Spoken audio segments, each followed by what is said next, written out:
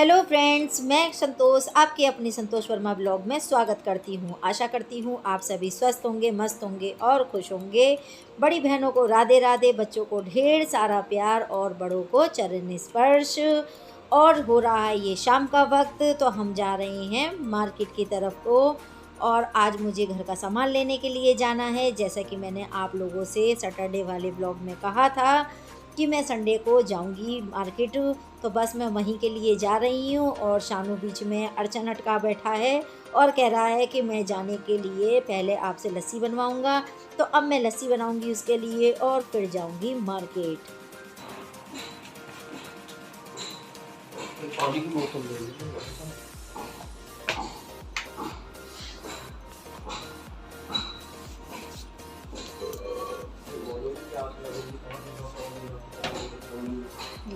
चलो इसे लेके तुम चलो। गाड़ी की चाबी कहाँ है? मुझे क्या पता। बिहान ने यस को दी थी, यस से पूछना पारा। यस है, चाबी कहाँ रखी थी गाड़ी की? नीचे कहाँ? अरे ये और हम चाबी को ढूंढने के लिए लग गए और गाड़ी की चाबी हमें नहीं मिली। और विहान ने उसे जाने कहाँ दुबका के रख दी थी। बहुत देर मशक्क़त करने के बाद में तब हम लोगों को चाबी मिली। और चाबी बिल्कुल एकदम समझ लीजिए आंखों के सामने ही थी। और कभी कभी कहते हैं ना कि आंखों के सामने चीज़ रखी हो फिर भी नहीं दिखाई देती है, तो कुछ वही हाल हो रहा था। और घर में ढूंढा खकोड़ी खूब अच्छे से मच गई। तो ये छोटा बच्चा हमारे घर में जब से आया है ना, तब से हमारे घर का सामान इधर उधर हो जाता है। कई बार तो मेरा ट्राईपॉड लेके इधर उधर घूमने में लगा रहता है और मेरा ट्राईपॉड की हालत भी ख़राब कर दी है इसने। तो बस अब मैं गाड़ी में बैठ जाती हूँ और चाबी तो मिल ही गई, शुक्र है मालिक का। और फाइनली हमें चाबी मिल गई। तो चलिए अब हम चलते हैं मार्केट की ओर, जो हमें सामान लेकर आना है। और अगर चाबी नहीं मिलती तो आज भी मेरी शॉपिंग अधूरी रह जाती और फिर पता नहीं कब नंबर लगता आने का और सामान ऑलमोस्ट ख़त्म ही हो चुका था। पर चलो चाबी मिल गई तो अब जाना होता है। और ये वाली जो आदित्य की मूर्ति है भगवान शिव की, ये शानू अभी ही लेके आया है जस्ट गाड़ी में लगाने के लिए। मतलब अभी 3-4 ही दिन हुए होंगे, तो ये अभी ख़रीद के लेकर आया है। और उससे पहले यहाँ पे दूसरी वाली मूर्ति लग रही थी, तस्वीर लग रही थी, मतलब आइडल लग रहे थे, जो भी कह सकते हैं आप। तो वो दूसरी लग रहे थे और बस उनको सिरा दिया है शानू ने। और यहाँ पे ये भगवान शिव जी की लगा दी है। और शानू शिव जी की और हनुमान जी की पूजा करता है, तो बस वो उन्हीं की ही ज़्यादातर तस्वीरें लगाना पसंद करता है। तो यहाँ पे हम लोग चल दिए हैं अपनी गली में से निकल के मार्केट की ओर।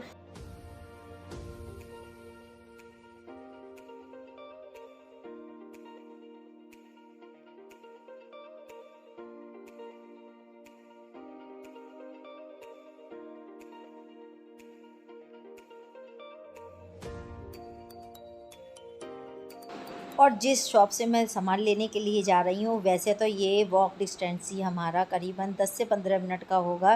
ज़्यादा दूरी पर नहीं है, अगर पैदल पैदल चलोगे तो भी 10-15 मिनट में पहुँच जाओगे। लेकिन सामान लेना था और वज़न भी ज़्यादा हो जाता और धूप में मेरे पे जाया नहीं जाता। और देखिए अभी शाम का वक्त हो रहा है, मतलब 4:30-5 के लपेट हो रहा है और फिर भी कितनी कड़ाके की धूप है। तो यहाँ पे मैं आ गई हूँ सामान लेने के लिए। और ये जगह जो है वो है हमारे घर के पास ही है, मतलब इसे मोड़ कहते हैं। तो बस मैं मोड़ से सामान लेने के लिए जा रही हूँ और यहाँ पे सारा ही घर का राशन मिल जाता है। तो मैंने अपना थैला ले लिया है। मैं थैला अपना साथ लेके जाती हूँ ज़्यादातर जहाँ भी जाती हूँ। तो बस वहाँ से मैंने थैला ले लिया है और शानू ने मुझे कुछ पैसे भी दिए हैं। और उसके बराबर में है वो जो होता है ना, जो प्लास्टिक वाला सामान होता है, जो एक बार मैंने आप लोगों को शॉपिंग में दिखाया भी था कि 10 रुपये से लेके 500 रुपये तक का सारा सामान मिलता है यहाँ पे। दिल्ली हाट बाज़ार बोलते हैं, जाने क्या बोलते हैं इसे। तो बस ये वहीं पे ही है। और जो मुझे जानते होंगे या लोकल के होंगे मेरे, वो इस जगह को सब जानते हैं। तो बस यहाँ पे मैं सामान देखने के लिए आई थी कुछ। और शानू ने मुझे पैसे दिए थे इसी के लिए कि कुछ सामान मिल जाए अगर घर का तो आप ले आना। लेकिन यहाँ मुझे कुछ भी ऐसा नया दिखाई नहीं दिया जो कि मैं ले सकूँ, सब पुराना ही सामान मिल रहा था। और मैंने उनसे भैया से बात भी करी थी कि भैया क्या क्या सामान अब नया लाओगे। तो कहने लगे कि मैडम अभी इस बारे में तो कुछ कह नहीं सकता कि बाज़ार से क्या क्या नया सामान लेकर आऊँगा, लेकिन हाँ ये है 10-15 दिनों में मैं ले आऊँगा। तो यहाँ पे जो जो पुराना सामान है वही मैं आप लोगों को दिखा दे रही हूँ। ये बास्केट वगैरह हैं, चाय छलनी है। और ये कपड़ा मुझे काफ़ी अच्छा पसंद आया था, लेकिन ये बहुत ही महंगा था, मेरे बजट के हिसाब से बता रही हूँ, महंगा था। और यहाँ पे मिल रही थी ये कटोरी, जो आइसक्रीम वाली कटोरी होती है ना, वो वाले बाउल बहुत अच्छे मिल रहे थे। और मैं उनको समझी थी कि ये कांच के हैं, मतलब ग्लास में हैं, और देखने में बड़ा अच्छा लग रहा है, देख लीजिए आप लोग भी।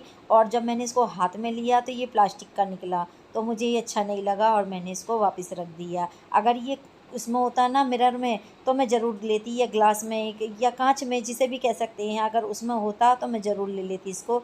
मुझे देखने में बहुत ही अच्छा लगा था ये, और बजट भी फ्रेंडली था। और कुछ सामान भी हैं यहाँ पे, तो लेना तो मुझे नहीं है कुछ ये वाला सामान, क्योंकि मैं देखने आई थी कुछ और अपने मतलब का, जैसे किचन के हिसाब का सामान देखने के लिए आई थी, और वो मुझे यहाँ पे नहीं दिखा।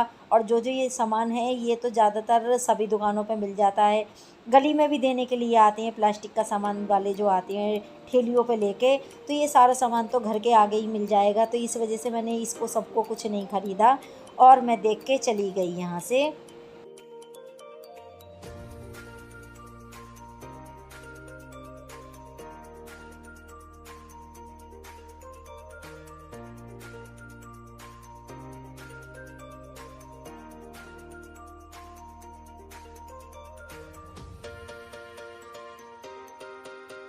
और इसके बिल्कुल जस्ट बराबर में ही है, जहाँ पे हम शॉपिंग करने के लिए आए हैं, जो घर का राशन ख़रीदने के लिए आए हैं, तो वो मोर है, और मोर ये इसके बिल्कुल जस्ट बराबर बराबर ही हैं दोनों। तो हम बस अब गेट में एंट्री ले चुके हैं, और अपना थैला वगैरह उठा के साइड में रख दिया है। तो यहाँ का नज़ारा पहले भी मैंने आप लोगों को कई बार दिखाया है, और एक बार फिर से दिखा दे रही हूँ। तो ये हमारे लेफ़्ट हैंड साइड में ही बहुत बड़ा डीप फ्रीज रखा हुआ है, और इसमें जो डेयरी प्रोडक्ट होते हैं वो सारा रखा हुआ है। तो मैं यहाँ पे खड़े होकर देख रही थी, कुछ ज़रूरत की चीज़ थी तो वो लेने के लिए। और ये ब्राउन ब्रेड रखी हुई है, तो ब्राउन ब्रेड जो रखी हुई है ये ब्रिटानिया वालों की है, और जो हमारे घर पे आती है वो हार्वेस्ट वालों की है। तो बस मैंने शानू से पूछ ही रही थी कि बेटा कौन सी लेनी है, तो कहने लगा मम्मी देखा जाएगा, आगे चलते हैं। तो यहाँ पर कुछ लूज़ दाल वगैरह भी थी, तो मैंने यहाँ से ये कुछ लूज़ दाल ली हैं, और जो मैं आप लोगों के साथ में शेयर कर दे रही हूँ। तो मूंग की दाल है, मसूर की दाल है, और अरहर की दाल है, और काली वाली दाल है जो काली उड़द की दाल होती है। तो यही सारा सामान था, और हम लोगों ने लेकर, तो हमें काफ़ी रात हो गई थी, मतलब समझ लीजिए कि हम 4:30-5 के लपेट में तो गए ही थे, और 1 डेढ़ घंटा में वहाँ लग गया। तो आते आते वही रात ही हो गई थी, और फिर आके हमने खाना वगैरह बनाया। खाना खाने के बाद में हम लोग सो गए, और ये हो गई है सुबह का टाइम। तो आप सभी को गुड मॉर्निंग। और यहाँ पे वर्मा जी लग गए हैं अपना नाश्ता बनाने के लिए, तो ये लग गए हैं पनीर के पराठे बनाने के लिए, और तब तक मैंने घर का काम निपटाया है।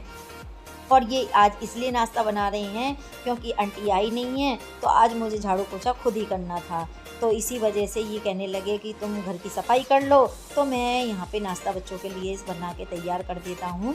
तो बस यहाँ पे ये नाश्ते की तैयारी में लग गए हैं, और हमने घर का काम किया, और घर का काम करने के बाद में पूजा करी। पूजा करने के बाद में आ गए हैं किचन में। तो ये मैं सुबह बर्तन वॉश करके गई थी, तो अब इनको लगा दे रही हूँ, क्योंकि किचन है मेरी छोटी सी, और इसको में जगह बनाना बहुत ज़रूरी हो जाता है।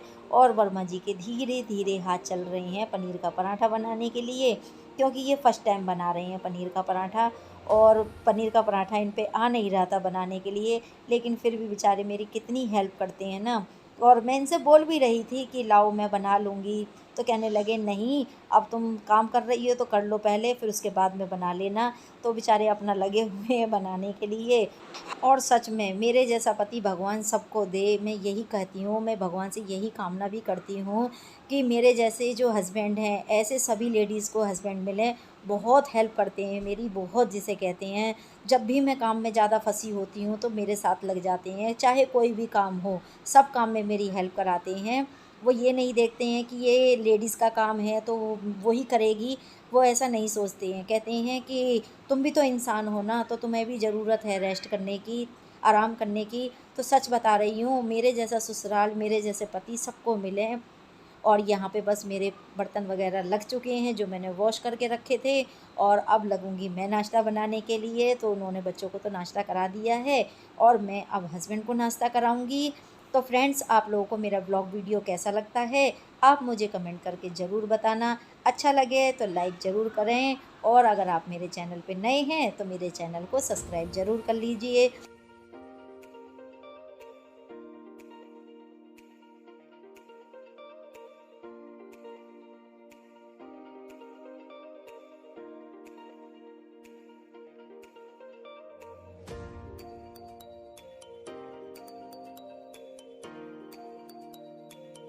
तो हम हस्बैंड वाइफ इसी तरह से मिलजुल के अपने घर की गृहस्थी को बड़े ही स्मूथ तरीके से खींचते चले जा रहे हैं।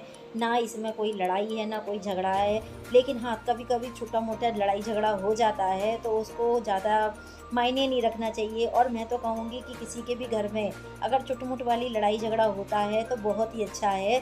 और कहते भी ये है ना कि जहाँ लड़ाई होगी वहीं प्यार भी है। तो बस छोटा मोटी लड़ाई झगड़े को इग्नोर करते रहना चाहिए।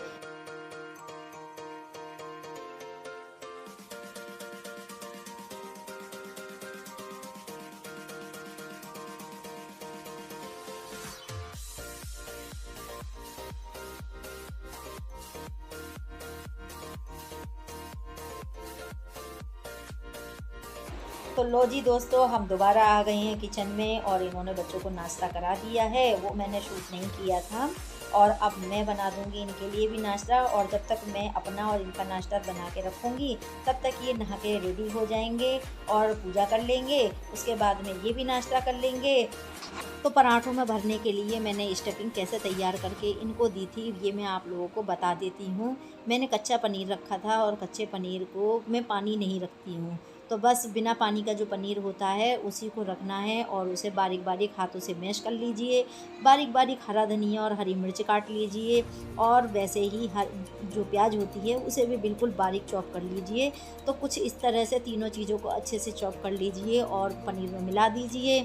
और जो अपने बेसिक मसाले होते हैं सारे उसे भी मिक्स कर दीजिए। नमक तभी डालना जब आपको पराठे बनाने हो, नहीं तो पानी छोड़ देता है नमक पनीर के अंदर से। तो बस नमक तुरंत ही ऐड करिए और मिक्स करके और अपने आटा जो है उसकी लोई बनाइए और उसमें भरते चले जाइए। तो कुछ इस तरीके से आपका पनीर का पराठा बिल्कुल रेडी हो जाएगा। अब देखिए, मैंने आपको ओरल तरीके से बता दिया है बिल्कुल। तो फ्रेंड्स, फिर मिलूँगी अगले ब्लॉग वीडियो में। तब तक के लिए बाय बाय। और देखिए, लाइक करने में कंजूसी मत कीजिए।